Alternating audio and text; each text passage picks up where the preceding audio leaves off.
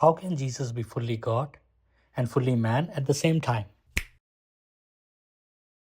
The idea that Jesus is both fully God and fully human comes from the doctrine of incarnation. In John 1:1 it says, "In the beginning was the Word, and the Word was with God, and the Word was God." This tells us that Jesus is God.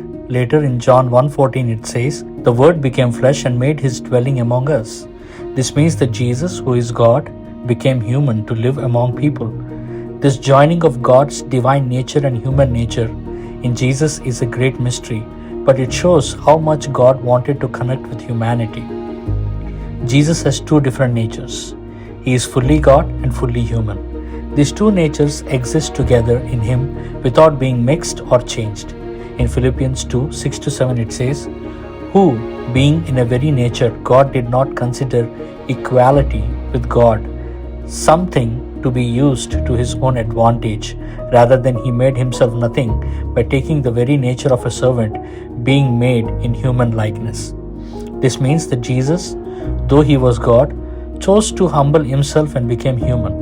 As human, he experienced pain, suffering, and even death. But because he was still God, he defeated sin and death. Jesus' two natures were necessary for him to save humanity. As a human, he would take the place of people and carry their sins.